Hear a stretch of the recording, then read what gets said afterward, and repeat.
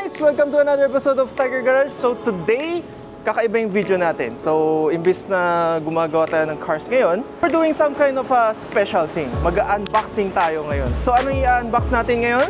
Secret muna ngayon. So papunta na tayo ngayon dun. Let's go!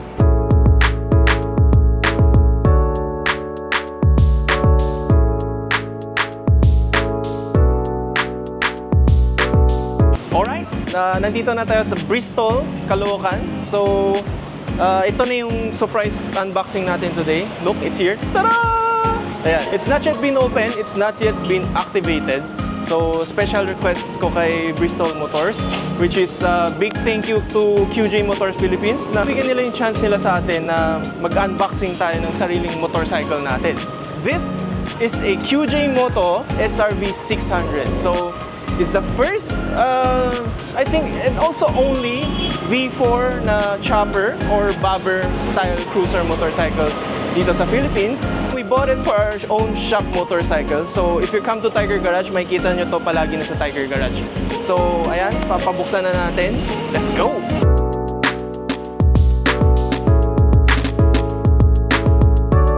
So, we also added some special touches na kakaiba.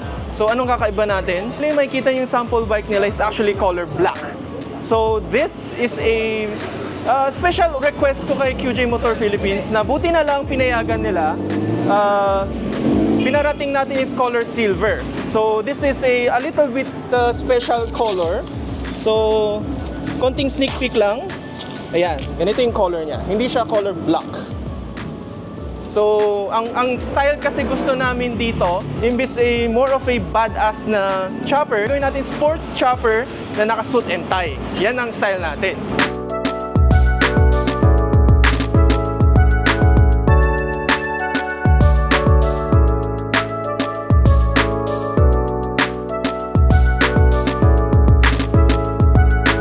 So, since na in-unboxing, tinatanggal yung frame ng motor sa atin.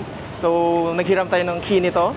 This is a QJ Moto 600 RC. It's an inline 4 engine, so 4-cylinder din siya. I mean, super curious ako, hiniram ko yung susi. Gusto ko marinig yung kanyang engine, so hiniram natin. So actually, makikita nyo dito, push start siya. Ayan. So tanggalin lang natin sa gear. Alright. Ready? Grabe oh.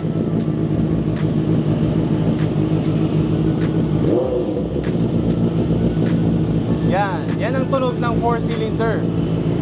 So, this is not a stock muffler, pero you guys get the point.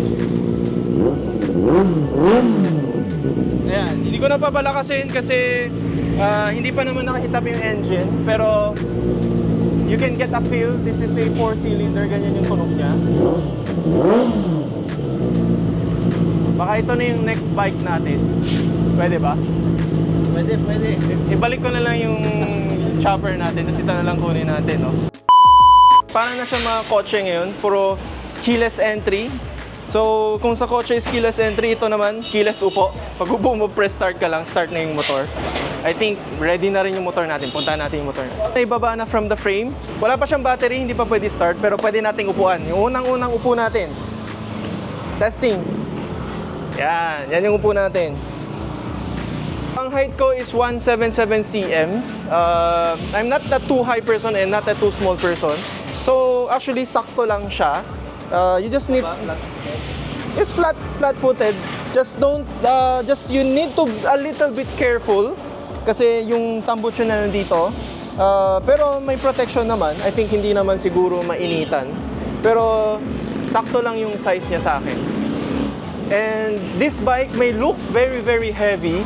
Pero once you're sitting on it, super gaan siya na i-drive. Lalo na when the bike is moving, super gaan siya. Hindi mo ma-feel na mabigat siya.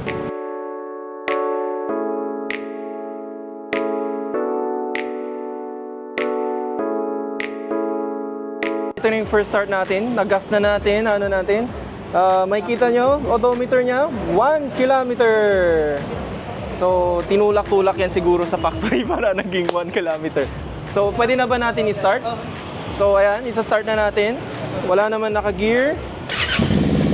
Ayan. Ayun yung unang start ng motorcycle natin. Yung lakas ng exhaust niya, oh. This is only one of the 4 exhausts. So this is the first ride of the motorcycle. Hindi pa natin iuwi kaya wala akong helmet. Dadalhin lang natin dun sa kabila para i-check nila everything. Air of the tires and yung malangis and everything. Kasi as you can see a while ago, kakalabas lang nila from the box. Kaya ito double check nila lahat ng mechanical side. Pero syempre, they're giving me the owner na para madala natin dun sa kabila. So this is the maiden voyage ng motorcycle na to.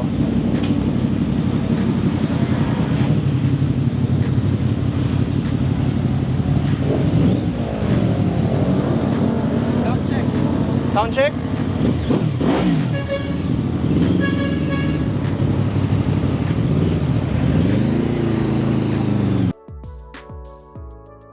So natapos na natin everything. We suit up, ayan yung susi natin. Pwede na natin iuwi yung motor. So kunin natin yung helmet natin. So it's now officially mine, or it's officially Tiger Garage motorcycle now. So we can bring it home na. Yan. Thank you guys for watching this episode of Tiger Garage. So ano, kita na lang tayo sa Tiger Garage. Let's go!